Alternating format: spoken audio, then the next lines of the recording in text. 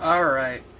Hey guys, what's up? It's Biscuit Blue Horror Reviews. I'm here with a fucking massive Blu-ray, DVD, and vinyl collection update. It's been like 2 months, and I'm sure you guys know what's going on, 100,000 fucking coronavirus deaths. Absolutely amazing. Congratulations. Am I right? I don't even fucking know what I'm saying. Either way, everything has been closed down, so I have not been spending, like, any money, because usually, because stuff is open, I'll go to, like, the local record store and browse a bit, or I will go to, FYE or buybacks every once in a while, but over the past couple of months, there's been nothing open, and also, there's also the fact that, all these conventions have been canceled. Fucking Cinema Wasteland got canceled, which was a bit of a bummer. But that did save me quite a bit of money that I was able to spend on other things. And I was able to have a bit extra spending money for the halfway to Black Friday Vinegar Syndrome sale, which will be the next update. I figured I'd get everything else out of the way before I even get the stuff from Vinegar Syndrome sent to me. So, yeah, let me just dive right into this with the DVDs. A decent amount of this stuff is stuff I've bought myself that I found for pretty cheap. Some of it is birthday presents from my siblings, my older sister, my younger sister, my cousin, and my friends. So, let's just get right into it. First of all, my sister got me this. It's Caligula. This is the Australian?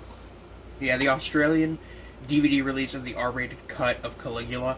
I have not seen Caligula since high school. I saw the uncut version in high school, and I remember thinking to myself, man, this is kind of a masterpiece.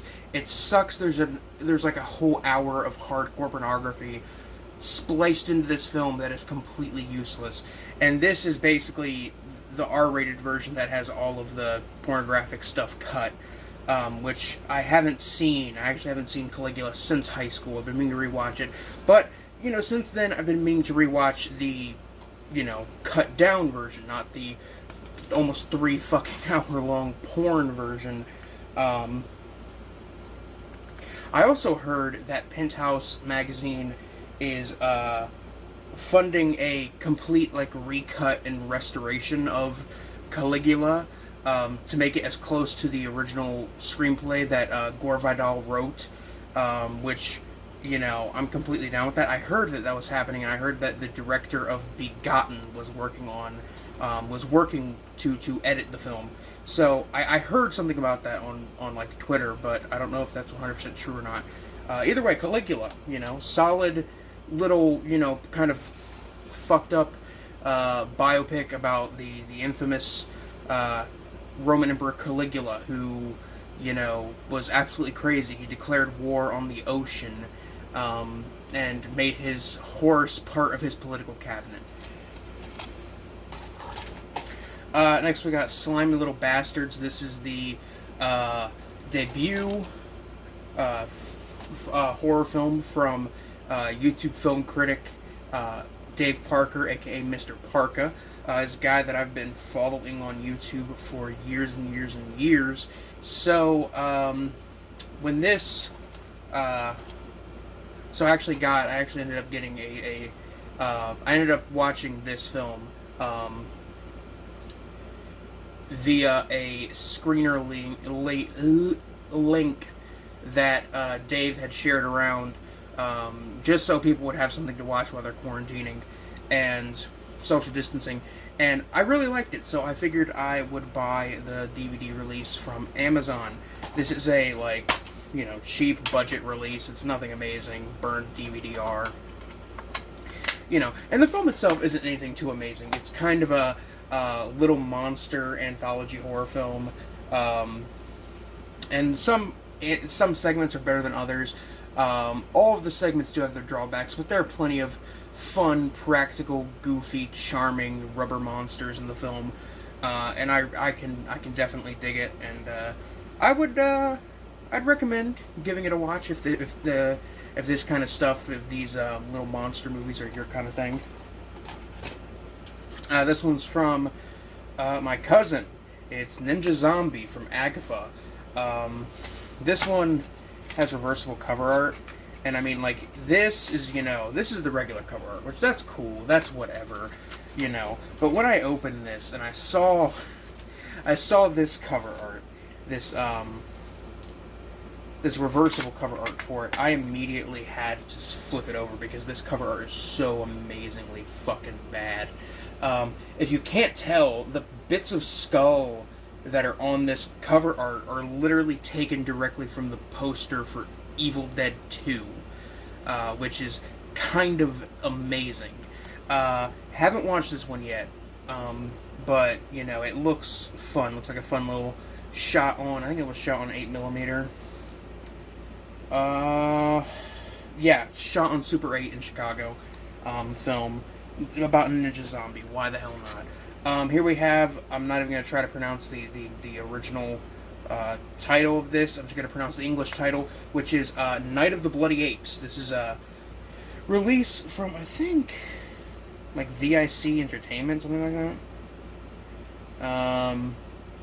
Either way, this is a horror film from Mexico that it's got both the original Spanish version and the English version. The English version is absolutely fucking amazing, and I highly recommend everybody see the English version because it is not only a really fun cheese fest, but it's also surprisingly one of the most like nasty kind of creature feature films I've seen in quite a while.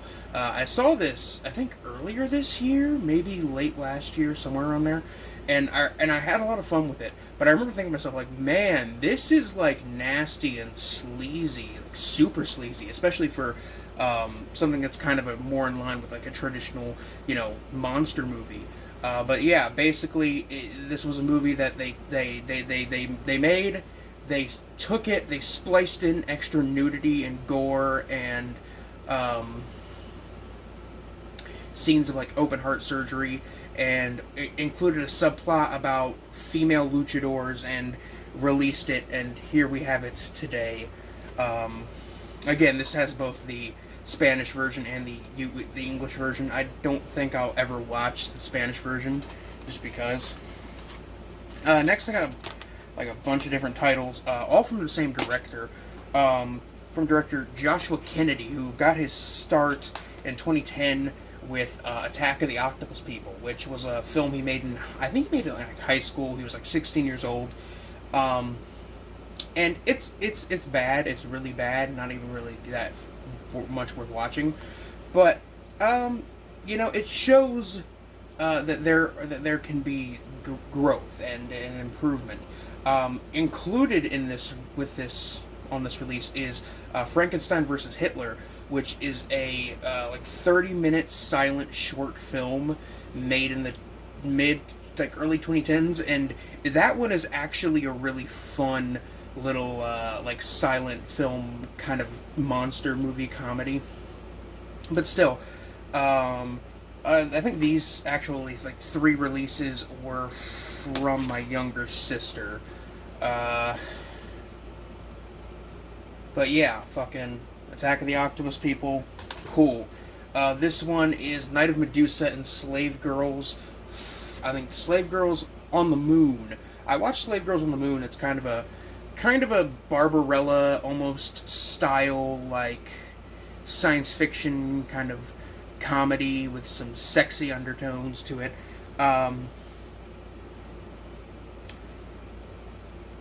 It says, combines Joshua Kennedy's love of 70s women in prison films with 20,000 Leagues Under the Sea, the 80s Flash Gordon film, and A Clockwork Orange, which I would definitely say that's a good amalgamation of things. Night of Medusa I haven't watched, which I think this is Night of Medusa is from 2016, so it's one of the more recent titles that Joshua Kennedy did, which I do plan on watching it eventually. these releases are relatively cheap, so not that I'm complaining. I'm not even going to try to pronounce the title of this one, but it's a throwback kind of film to the what is that? The Quartermass experiment films, which I've never seen. But this is another Joshua Kennedy film. This one from 2015. Included with this one is a short called "The Beast from 20 Zillion Years Ago," which is a stop-motion claymation short, which is actually a really charming, well-animated little short, kind of self-aware, tongue-in-cheek, goofy, basically about a two-headed dinosaur fighting a one-eyed giant octopus. It's pretty fun. It's like 7 minutes long. On top of it being in this DVD release, it is also on YouTube, so you can check that out if you want. Here's one I picked up for pretty cheap at Walmart. It's a relatively new release from Sub Rosa. It's Riga, God of the Monsters. This is like a low-budget kind of like Japanese shot on, I want to say it probably shot on digital video, kaiju film. Super low budget. Haven't watched it yet, but I'll probably get around to it because it looks really fun. And Sub Rosa has a tendency to some of their stuff's hit and miss, but when they hit, they fucking hit. Oh. These other two I also bought with Riga. It's the Banana Splits movie, the DVD of it. This one was on my best of the year list for last year. It's really bad, but I had a lot of fun with it, and I got it for like $5, so I'm not going to complain. Also, on the cheap releases that I grabbed at Walmart, we got Critters Attack, the 5th Critters film. This one, people really seem to hate. Like, I've read the reviews, and this one has like a ton of negative reviews. And don't get me wrong, this movie's not good. Critters Attack, not a good movie. However, it's definitely not as bad as some of the later Critters sequels. Like, as much as I like Critters 3 and, have always had nostalgia for that film, it's not that good at all. This is about on par with Critters 3, honestly. That being said, though, the Critters series is an interesting one, and this one is an alright kind of direct-to-video sequel. I'm not too upset about it. I'm surprised that people are as upset as they are about it. But, I enjoyed it. On to the Blu-rays. We got a few, fucking big titles here. Starting off, we got some ones that I found for relatively cheap. A couple blind buys. One blind buy, I should say. Take It Out and Trade, which this is a AGFA release in conjunction with Something Weird. This is a release of Ed Wood's, I think early 70s, porno comedy film, Take It Out and Trade, which on the cover art, on the actual regular cover art, which don't get me wrong, the regular cover art is fine and everything, but I kind of like the colors on that one. But on the regular cover art, it says right on the front, Frank Henenlotter said it's a real shocker. Frank Henenlotter, director of Basket Case and a connoisseur of trash cinema, somebody who even loves the work of Andy Milligan, a director that is universally hated by a lot of people, said that this movie was a real shocker. I was expecting, it to be like a weird murder mystery kind of thing, but it's not really. It's just kind of a weird porno comedy, directed by Ed Wood. There's some interesting moments here and there. Ed Wood is in it, in drag for 2 minutes, which is kind of cool to see. But yeah, nothing amazing. And then the extra film is of a porno film from the late 60s, The Love Feast from 1969. I think that one also was directed, by Ed Wood and also starred him. But Ed Wood did a lot of porn films in his later years. I don't know if I'd recommend picking up this Blu-ray. I grabbed it because I thought it would be interesting, because it's like a lost, underseen Ed Wood title, and Ed Wood is a very interesting director, but it's not really worth. I wouldn't recommend picking it up. At least not for like the $20 that it's at right now on like Amazon. Got a couple releases, one of which couple releases from Criterion, one of which I pre-ordered. The first one is Funny Games, the Michael Haneke film from 1997. Funny Games. What can be said about this one? This movie is really fucked up. I rewatched it just a couple nights ago, and I was like, God damn, that is still fucking horrific. I remember seeing the U.S. remake of Funny Games when I was a teenager and thinking to myself, like, man, that was a really cool movie. And then I found out that it was that Michael Haneke remade the film for an American audience because he always thought of Funny Games as a very American film because Americans tend to treat violence as entertainment. Which is funny because I'm sitting here talking about movies that are pretty much violence as entertainment. But either way, he always felt that it should have been an American production. And, you know, some people completely disagree with that. I honestly think it works better as a German film, as a film that's in German, because, like, you know, when I watch the remake, like, I look at it and I'm like, well, yeah, but that's Naomi Watts. Like, I don't look at the people and think those are characters. I think that's Naomi Watts, and that is, I think Tim Roth is in that as well. Don't get me wrong, it's still a good movie. It's like an 8 out of 10 for me. I still really like that film. But the original was like a 10 out of 10 perfect movie. Absolutely horrific. Really like this film. Highly recommend it. Very, very disturbing. Speaking of movies that are kind of disturbing and just all around, you know, not necessarily pleasant, we got The Cremator. This is the release that I pre-ordered from fucking Criterion. I watched this film earlier this year, like very early on this year, after hearing about it, and I was like, I don't know if I'm the biggest fan of that. Like, that was okay, I guess. You know, like, I wouldn't say that I was really that into it. And, you know, after thinking about it for a bit, I was like, you know what, I do think I actually quite like that film, so I think I'll get the Blu-ray from Criterion. Either way, this is a Czechoslovakian film from the late 60s? Yeah, late 60s, 1969. This is part of the Czechoslovakian, like, new wave of art house cinema, which, you know, another one of my favorite art house films is Sweet Movie, which is also, I think that one's actually from Yugoslavia. Wait.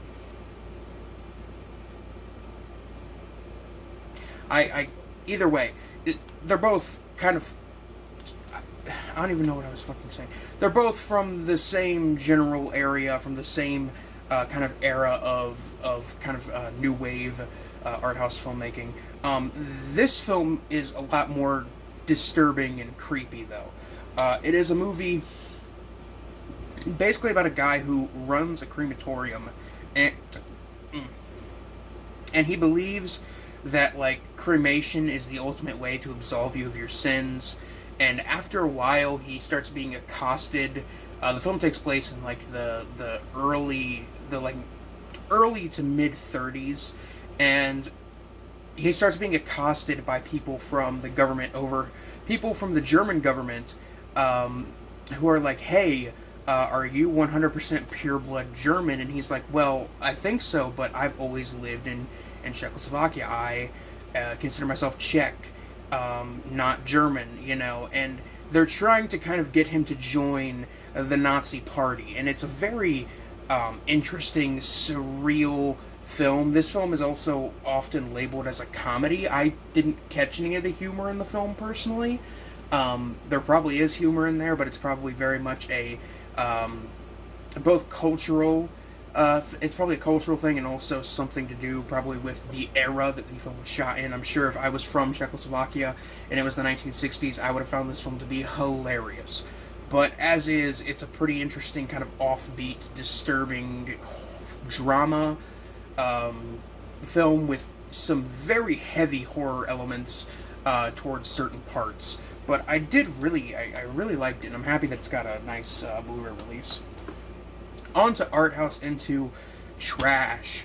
We got Tales from the Hood 2. Jeez. What can I say about this one other than I found it for very cheap? Tales from the Hood is like an absolutely classic 90s anthology horror film. It was a perfect blending of like kind of supernatural, surreal, kind of weird horror, combined with social commentary about, you know, urban society in the 90s, talking about racism, drug use, police brutality, corrupt politicians, gang violence, etc., etc., etc. It was a very socially conscious film, and it wasn't super obvious that it was socially conscious, while also, and it did it in a very interesting way, while also, you know, telling legitimately kind of spooky, interesting, little short horror stories. The sequel is bad, direct-to-video sequel. A couple of the segments are from the director of the original.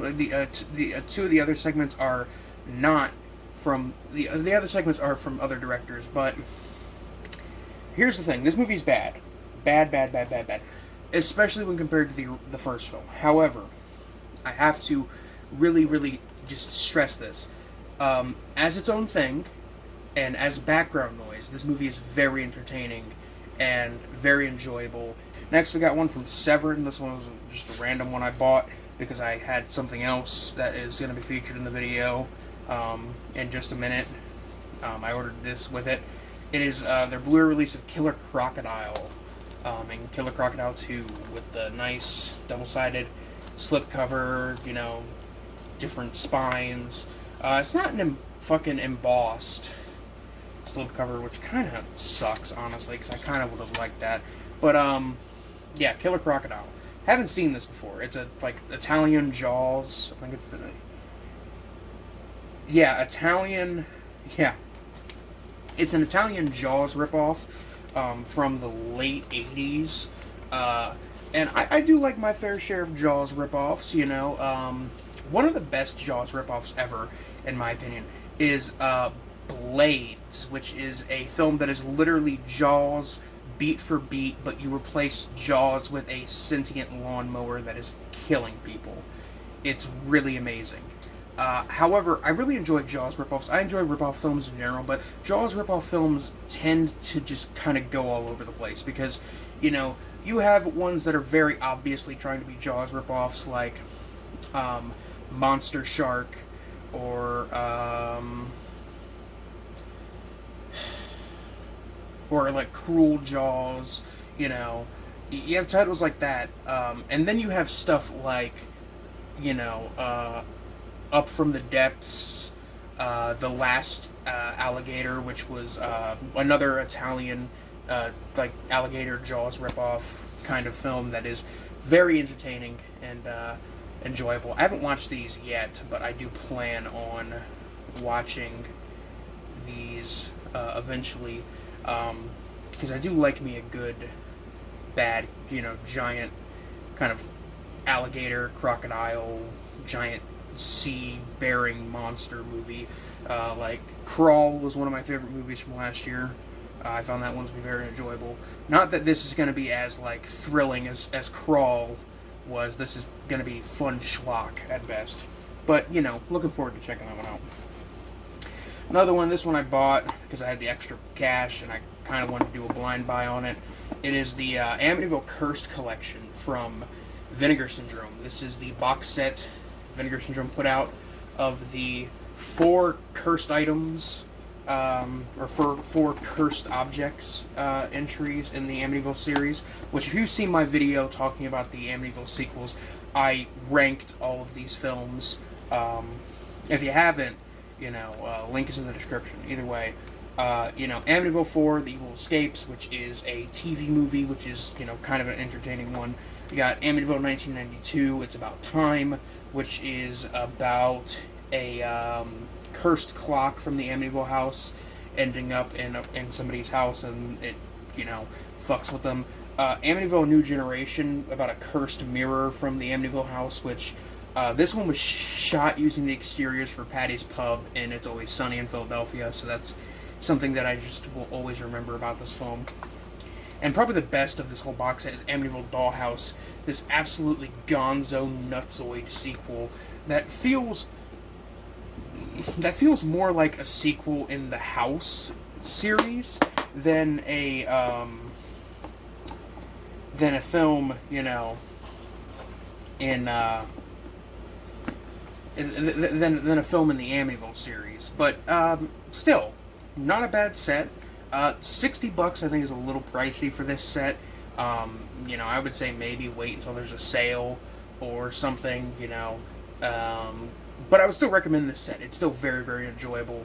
And it's limited, so, I wouldn't say it wasn't worth the money, because I had a lot of fun with these movies, and I'm happy to have this in the collection, and I'm happy to have this set, so I can't say it wasn't completely worth the money, but it's a little bit pricey.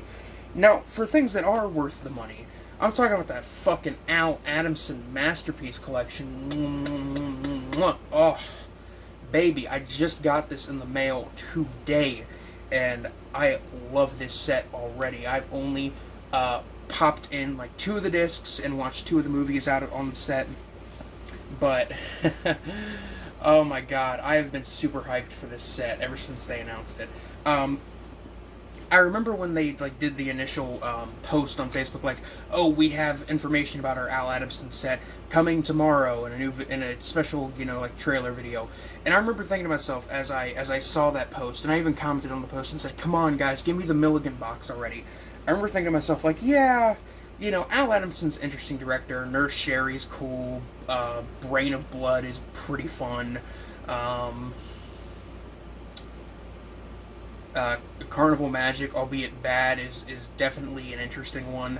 But I remember saying to myself, Al Adamson's cool, but I don't know if I'm completely on board with a box set of his work. Then I saw the 7-minute long fucking trailer commercial preview they put out for this thing, and after watching that 7-minute trailer, I watched it 4 times in a row. I knew I had to have this. And literally the next week on payday, I fucking bought it, and it was delayed a number of times due to quite a few things on top of the fucking COVID situation. But now I finally have it. It is a nice, sturdy box. We got this nice 126-page booklet about Adamson's career, which is cool. These things are always cool to include in box sets. Don't get me wrong. It's an interesting thing, and I'm sure people like to read through these. I personally am not too big on reading through these kinds of things too much. It's cool to have, especially if the movie itself that is being talked about in a certain section is particularly interesting. In here we got production notes, synopsises, foreign releases of stuff. That is actually something I might actually look at. But, usually these kinds of things don't interest me too much. With every order, you get a Severin Airlines boarding pass, which is cool. And we have the actual release itself, which is a nice little book.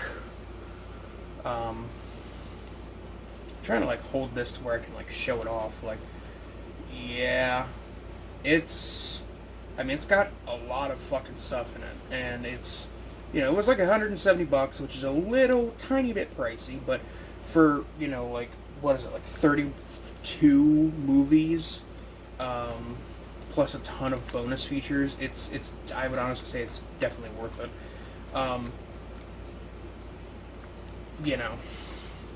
It's a very, very nice premium set. So far in the set, I've watched The Female Bunch, which is a really interesting kind of partially feminist exploitation title, in the vein of stuff like She-Devils on Wheels and Faster Pussycat Kill Kill, although not as good as either of those. But still, you got some good titles on here. Let me go ahead and waste your time by listing off the titles. Once I get this back together. Yeah, we got the documentary about Al Adamson's life, Blood and Flesh. We have The Female Bunch. We have Psycho A Go-Go, which started as a diamond heist film, and then they added extra scenes of a mad scientist played by John Carradine, and turned it into the next film on the set, The Fiend with the Electronic Brain. And then they added scenes with zombies to that movie, and released it as The Blood of Ghastly Horror, which is the other movie I watched tonight. I'm going to watch those movies in reverse order, just to see how it goes from super chaotic to less chaotic. Five Bloody Graves, which is Al Adamson's Western that I've seen and I don't really like, but it's the uncut version, so I'm going to have to watch it. Halfway to Hell, which is his earliest film, and it's a Western. So yeah, that's cool. Horror of the Blood Monsters, don't know much about that one. Blood of Dracula's Castle, and whatever. You know, look, don't get me wrong, I'm excited to watch most of the stuff on this set, but some of these I'm more interested in than others. The Fakers, Hell's Bloody Devils, Dracula versus Frankenstein is one that I'm definitely looking forward to. Brain of Blood is on this set, which Severin put out in their Hemisphere Box of Horrors box set, which I have, which Brain of Blood is super fun. Satan's Sadists, probably one of Al Adamson's best movies. It is a really good biker exploitation film, and this is the uncut version, which I don't think I've seen. Angels, Wild Women, and then you got some of the kind of adult films, The Naughty Stewardesses, Blazing Stewardesses, Girls for Rent, Nurses for Sale, Jesse's Girls, which, I'll probably end up watching those. Don't have too much interest in those, though. Black Heat, which I think is probably a blaxploitation film. Death Dimension, don't know much about that. Mean Mother, Uncle Tom's Cabin, The Dynamite Brothers, Black Samurai, definitely looking forward to watching Black Samurai. School's Out at Sunset Cove, which is a save the rec center type sex comedy, apparently, which is really interesting, because you wouldn't think that those existed in the late 70s, because you think of Save the Rec Center movies, you think of Break Into, Electric Boogaloo. Cinderella 2000, which is a weird science fiction sex comedy. And Nurse Sherry is on the set as well, which it's the X-rated version of Nurse Sherry. I don't think that was on the Vinegar Syndrome Blu-ray, which I have. Carnival Magic is included in the set. Al Adamson's, one of his final films, and also one of the only children's films he produced, as well as Lost, which is his absolute final film, family film, that I think it was made in the mid to late 80s, and it was thought to be lost for decades. Still, absolutely amazing set. Cannot wait to crack into this and start marathoning them. I've already watched a couple tonight, but, And on to the vinyls. I found this, little thing for, it was $5 at Walmart. And I was just you know what? Just fuck it. It's, this little single of, Star Wars The Empire Strikes Back, side 1 being the Imperial March, side 2 being the Asteroid Field.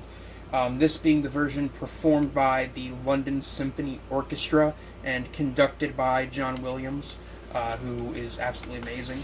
But, little red, translucent, yeah, a little nice red, translucent, vinyl. Not a bad little purchase, if I would say, honestly. Not bad for $5. It's a cool little piece of memorabilia. Not that I'm gonna be putting on the fucking asteroid field or the Imperial March anytime soon. As for things I will be putting on fucking rotation many times very soon, we got fucking King Crimson's debut in the Court of the Crimson King, which is inarguably one of the greatest rock albums ever released. I fucking love this album. It is absolutely perfect in every way. There's no way you can convince me otherwise. I haven't listened to every single fucking album from King Crimson. However, this is still their greatest album out of everything I've listened to them. listen to from them, and don't get me wrong, I'm not saying that, you know, like Red or Lark's Tongues and Aspic or In the Wake of Poseidon are bad albums, because they are not. But this album is absolutely fucking beautiful. Absolutely majestic, just amazing, amazing piece of music. And I'm finally happy that I bit the bullet and finally bought it.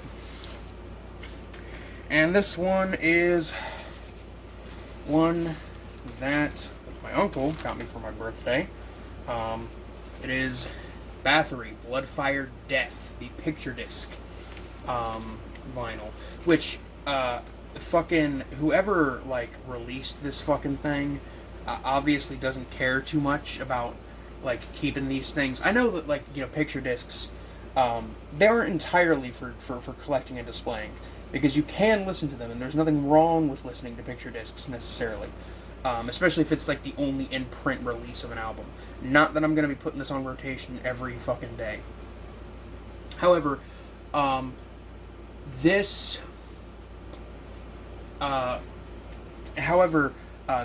fucking, like, vinyl release, you know, it like, unlike the King Diamond picture disc I have, which comes in, like, a resealable plastic, like, slip, this is in a cardboard slip.